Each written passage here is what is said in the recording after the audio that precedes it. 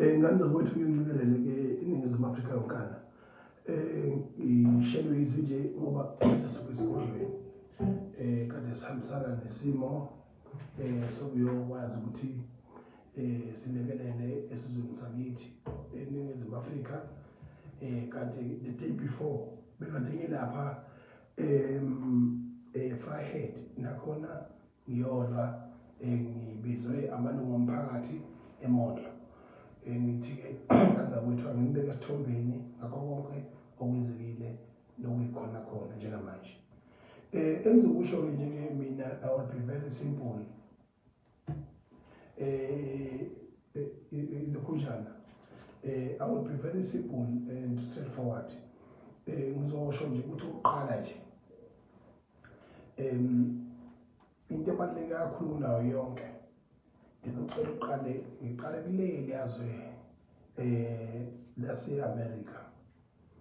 Izwe leliyana number 1 country in the world in terms of economy and the army. Kubalulekile ukuthi makukhona iminyakazo eyenzakala kulona yenziwa futhi abantu abasha siyi-recognize futhi nomonakalo wenzakala kulona so-recognize. Lapha la kubulawe umfana omncane kakhulu lapha no-32 years uCharles Clerk ekhuluma ebulawa umfana omncane oyisniper nje ovela wamnemba intamo washaya lo mthambo lo kuthiwa imendula lo lambuka dasto waphuza igazi wafa same time. Lezo zinto lezo uyakhumbula ukuthi ngonyaka ka-2024 uTrump wehlelwe esifanayo ngenhlanhla yena wasinda bamchaya indlebe. And then izimo lezi esibhekene nazo emhlabeni, umhlaba is revolving, umhlaba uyanyakaza njengoba kwenzeka nabo Nepal. eNepal kuthathwe uhulumeni wakhona wenza into engabalekile engafanele ngabe yenzeka. Wavala ama-social media ehlasela abantu bakhona efuna ukubakhova bebemkhovu njengoba simkhovu nje kanje eNingizimu Afrika. Emva kwalokho intsha yakhona the youth of Nepal yasukuma yalwa yathi ngeke. You can't shut down where we have opinion, where we share each other's knowledge. Balwa bathe mabelwa ngiyakutshela mntana baba bashisa iparliament lakhona, bashisa izindlu zombuso, bashisa imizi yominister kanye neyomongameli wakhona uprime minister wakhona eNepal. And with immediate effect waresign ethatha indaba yama-social media abaphila kuwona. Uyakhumbula lento eyenzeke e-Egypt. There was an Egypt unrest mhlawumbe 2018 or 2017 kodwa yenzeka as a result of ukuthi uhulumeni wakhona wayeseyibona isigora ngoba uphathwe laba abantu abadala noma banika inhlonipho bavele bacabanga ukuthi bangoba bayakona kanti they have a responsibility to govern the country. They are not your fathers and they have a responsibility. Into ezakalayo-ke emveni kwalokho into ezakalayo la ugcine sekuthi Indonesia nakhona umhlaba wasukuma wanyakaza. Wasukuma umhlaba eFrance, wasukuma umhlaba go-Brazil nasey'ndaweni ezihlukahlukene zomhlaba. Ukhalela into eyodwa nje ukuthi is an unfair practice for a black skin to be undermined and for a youth of that particular country to be undermined and the voice of the youth to be undermined as a result of elders who think they want to earn the economy of this country and go with that economy into their grave. Wrong, totally wrong. Njengamanje ngenza kwethu sibhekene ne-crisis enkulu kakhulu kuleli izwe. Siyazi ukuthi into ebizwa kuthiwa i-unrest sasingayazi isingenzeka kuleli izwe. Angifisi ukuthi iphinde yenzeke. Kodwa nge-arrogance kahulumeni wethu ungalaleli, unganaka abantu abasha, unganaka abantu ecabanga ukuthi uzobabamba ngama-feeding scheme, ecabanga ukuthi abantu abasha uzobabamba ngegrant, ecabanga ukuthi abantu abangasebenzi uzobabamba ngo-350, ecabanga ukuthi abantu abafundi uzobabamba ngo-NSFAS. No. Time to play is fucked up. No more time to play. You can't hold people of South Africa neglect. You can't hold people of South Africa the social welfare pretties. You are creating this country to be independent on the social welfare state, whereas we can never allow that. All we want is economical freedom and economical pretties in our lifetime. Njengamanje, someone somewhere in any university, on any metric that is about to explode and take over this country, if we don't do the right practice as elders of this country. Yanitshela mina. Unitshela wami ngimtshela usuku nosuku kodwa nishite yodwa nina nithi ngiyahlanya. Namanje nje ngibhizi ngichaza ngaleli flag engiphethe. Iflag leyikhwakha leli. Noma ngane inkinga ngala neAmerica. But America is the best country in the world in terms of economy and army. If it was controller umhlaba wonke jikelele, ishayela imithetho obababili abaphethe izwe lethu, iyafana nento nezwe likushisela impepho. Kunjalo nje sengiqedile qhubeka nike nina wa atinawusha amapassport, angaze niye ndawo, angaze niphumele phandle, nikhomotha mahala nje. Njengamanje ngizokhuluma ngakho uSimpoli udaba oluthinta emhlangeni umkhosi womhlanga uqala ukuthi wenzeke esigodlweni eMashobeni. Ushaka senza ngakhona kwakuyinkosi yakithi eMashobeni. Lokho kwakukhomba khona ukuthi inkosi iba sesigodlweni la izalwane khona. Nalaka nasesigodlweni esingumuzi kayise. Ukubalulekile-ke ukuthi kubaluleke ngayo yonke indlela ukuthi izinto siyibukisise futhi. Umhlaba uhambe kahle.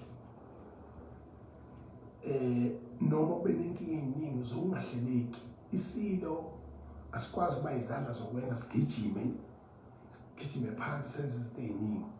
Kepha sithembe abantu okuyibona bona bakufanele besondele esihlalweni, bephinde futhi bebambisane nohulumeni izinto zenzeke ngendlela efanele.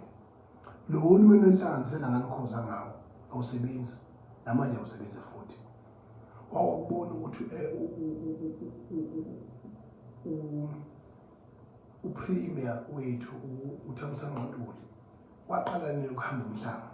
Ngiyazi ukuthi uyayisontela lo ubhuti noyisontelayo, kodwa waqala nini ukuhamba umhlaba. Kodwa yena uba nesibindi sokuthi athule isilo, kube uyena owethula isilo ekhona uba uqhiliza. Oyena oyisekela noNankulu kwaZulu. Isilo asikwazi ukuyithulwa by the political deployments personnel. Kufanele sithule umuntu omliba wasisilo. Urongo lokho okwenzekile. Futhi ngithe mangifaka amakhala laphana ngabona ukuthi ukhona umfana omkhulu eNdlunkulu kwaZulu. Asikwazi ukuphika lokho. Zikhona impela inkinga kodwa umfana khona. Kunabantu abaningi angababonanga besondela lapha kulo mkhosi esihlabeni.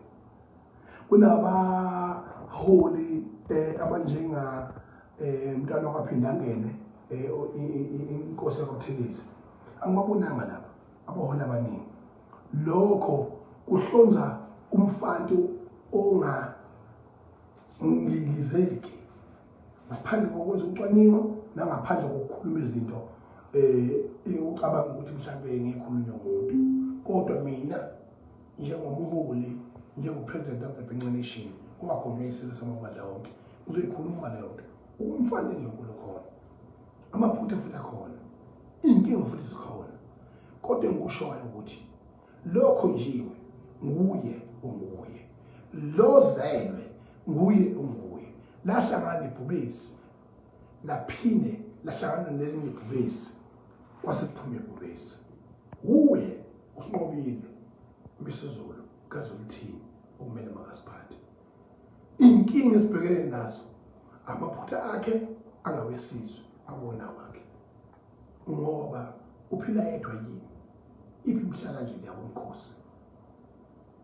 iphi imhlala nje yabomkhosi bapho ndlonkulu besikole uphuzuluko ngoba lento wayekazulu wonke akekho umuntu ophilayo lelizwe especially nakwaZulu ongenawo amathambo isimkhulu asalisandwana umuntu ongekukhombe kwenye indawo ngaphandle ukuthi ukhombe ibuzi lenkosi esiphethe njengamanje uMisuzulu kaZolithini obisa ngedlula yamethema Khosi kulokho kumile nje uyena uNkulunkulu wethu osiphethe uyena umnikazi wempepho iyakwaZulu wonke alajikelele emhle emubi errong eright inkosi iphila ngezesekelo zeceke nendlonkulu ikhothamene ngamakwabo ngaphezulu kokukhothamene izizwe ukuze inkosi ibonakale amandla ayo ngaphekwa lokho ukuba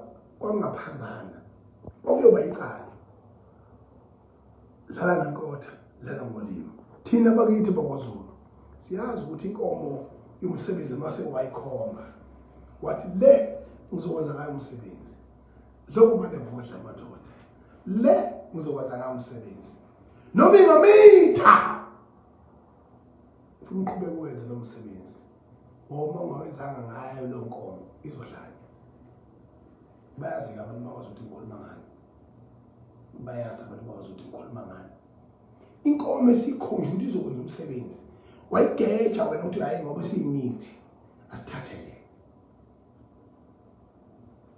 uyibona lo nkomo uthi kanjani ngakho ke asiphile la siphila khona ngoba kusiqinisweni abantu abahamanga ithina ayikho inkosi yakayiphatha inkosi yaphathwa ibonge ukukhahlela kwayenkosi indlela ekugandavule ngayo uXulu ubaba uMusaXulu ubaba uMusaXulu lo bizwa uprofessor leli gama lika professor ayisengalisanga ngoba uprofessor abaningi sebethathazile kulomhlanga nje phuma uprofessor babili abaphambene nayo yonke into yokuphila awukwazi ukuthi uprofessor uzalo waZulu bese uphambana nesihlalo uphambana neqiniso kusukela eqaleni ekhanda kuze kube segcineni noma amanye amaphuzu abekayo babuXulu engakwazi ukuthi azwakala yebo ubhuduzela kwelapha emhlangeni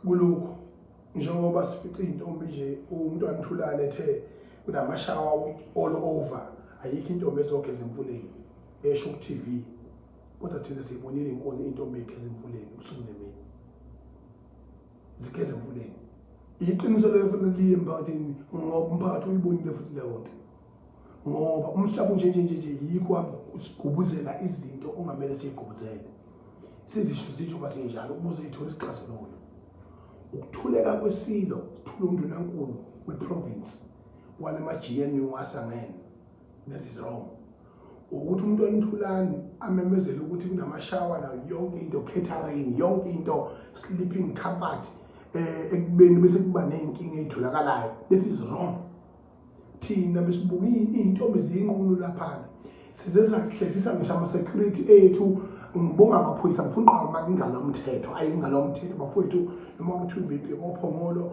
yabhekwa eFirehead yabhekwa wonongoma yabhekwa Olundi yabhekwa yonke indawo ingalomthetho isebenzile isebenza 24 hours noma ngabe ubani okhomanda kule Northern Zululand kulesigaba lesi sisemhlangeni ngithi mina ngithola isigqoko umkhwanazi kumele leyo nsizwa oyihloniphe oyideployile lapha ukuthi ikwazi ukwenza umsebenzi iwenzile. Ngiyacela mfowethu njengo-Commander Province iqiniso kufanele sikhulume endaweni yalo ngesikhathi salo. Namanje-ke ngimile-ke ekuthenini-ke kulezi nkinga ibe khona nakanjani uXulu is totally wrong ukuthi angamelana noNgonyama kusukela ehlala kuze kube manje. iNgonyama ibe-right yokuthi ikwazi ukuqondisa igwegwe. Futhi okwesibili iNgonyama kwaZulu iNkulunkulu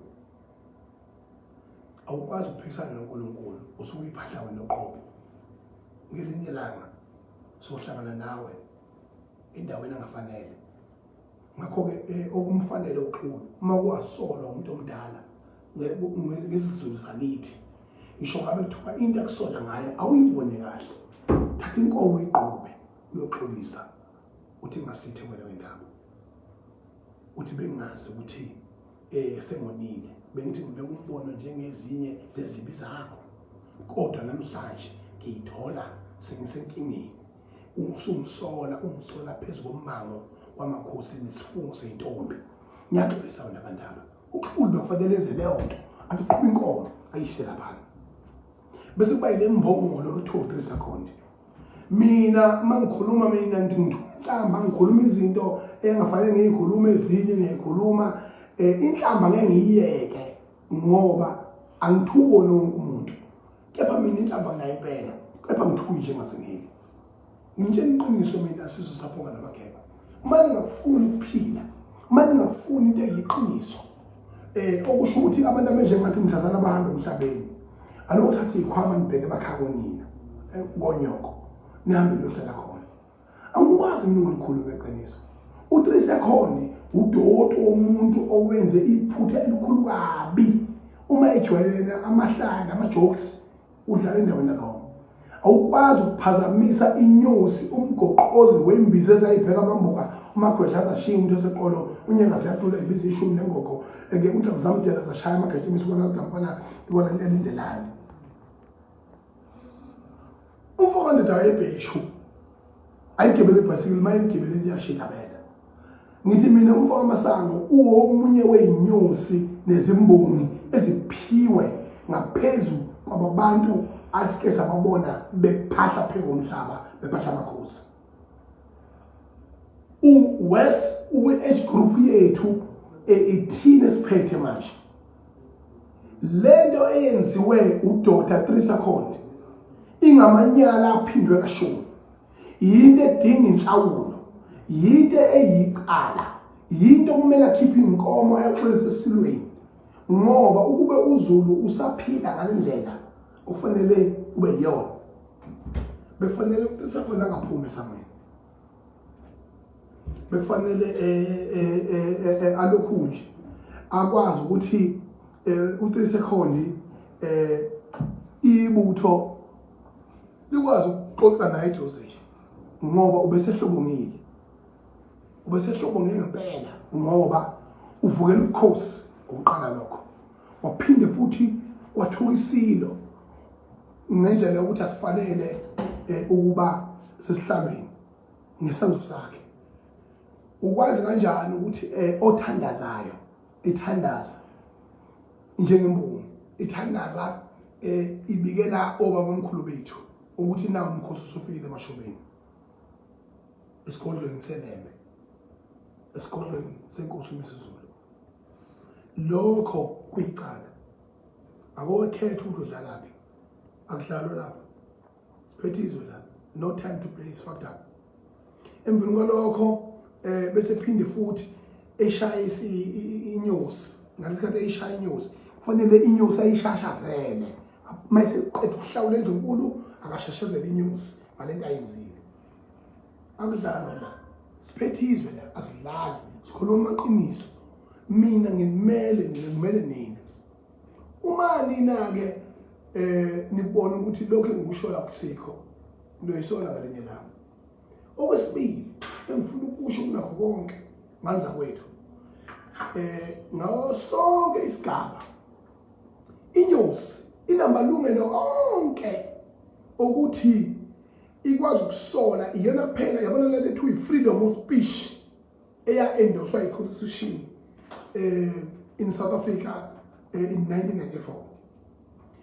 Eyokuqala ngqa i-freedom of speech yakwaZulu, ngoba inyosi yayikwazi ukuthi ibe ne-freedom of speech, ikwazi ukutshena isilo ukuthi sironga kangakanani, ikwazi ukutshena isilo nengane ongeyona ongeyona eyayaso, ikwazi ukutshena isilo inkinga ebhekene nayo. Uthini umgoqosi uma ethi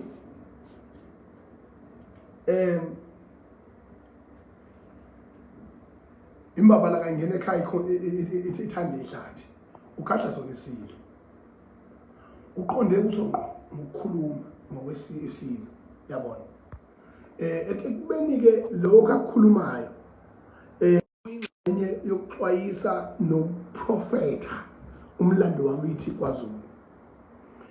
Uzokhumbula ukuthi uthatha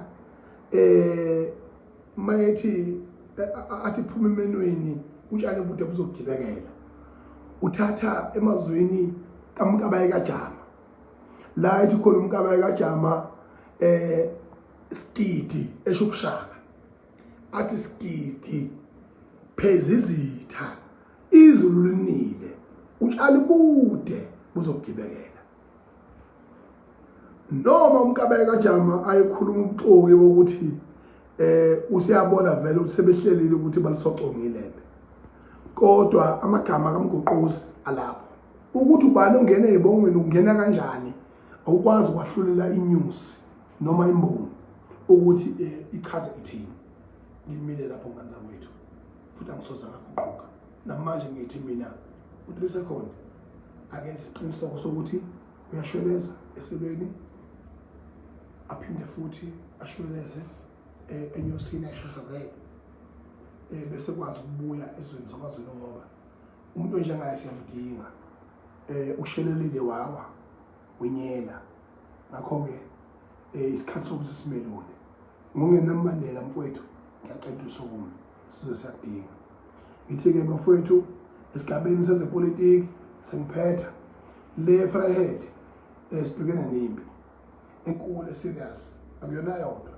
Bonke omasipala abaney'nkinga cela bengimeme besho umphakathi uhlangane ngifike ngizozizwa inkinga zabo, ngoba ngiyibisele ngokuyilungisa manje. Mfoka Mavava, mfoka Sutubhaliwe, Mavava mfoka Sikhakhane, umlayezo wakho nguzwile, nguzwile futhi nguzwile kakhulu mfoka Sutubhaliwe. Mkhaya uyakhula, well done boy, well done, you're coming well. Now you are sober-minded. Yeah, uzwile umlayezo wakho. So into ebalulekile-ke ukuthi asihlanganeni-ke siye phambili njengesizwe, futhi sekuyisikhathi sokuthi siziphathele ngempela-ke manje izwe, ngoba awukwazi ukublame ogoda amantashe laba abakhonkotha abakhonkotha khona, then you still blame them. Ubuka lesa sisu lesiyana, how many years still to come? Then you still gonna blame that particular person. There's no way. Ziyakhala manje. Zulu hlangana, Zulu sukuma, kubi, kunomfati lokubi. Lo mfati okhona idumele ngifica nokuthi ngibona nokuthi lamabutho nje ingubo yenkosi yaxeka nje. Ingubo yenkosi idabukile. Ingubo yesidabukile. Ingubo yendlu lamithi amakhosi idabukile. Ngibonile mina. Nabakhona bayaqhuka. Funa sikwelapheke lokho. Sikusukumele, sikunake. Ngibonga kakhulu kubo bonke abebekhona. Ngibonga kakhulu nakumele uSizonke Foundation. Umfoka Mancenza usukuma naye esekhoneni emele ubukhosi bakwaZondi bonkana ukuthi akwazi ukuthi naye abeke isandla endlonkulu nomkhosi uphumelele. Nalento eyenzekile ukuthi uhulumeni wethu ashodisa amabhasi into obigcine engafinyelelanga zonke. Nama-resources akhona angafinyeleli kahle iy'cala. Namanje-ke simile ngithi kini angizithi uzodlala la, akuhlekwa manje, time to play is fucked up.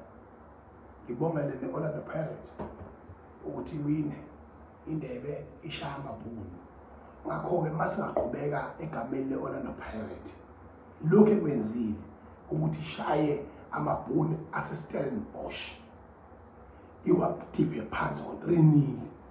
Yini singakuthathi sikushintshe sikufake kwi-economical system, sikufake on our system, ukuthi what Orlando Pirates have done to defeat and to kill the Boers in Stellenbosch through soccer match, then we do the same economic.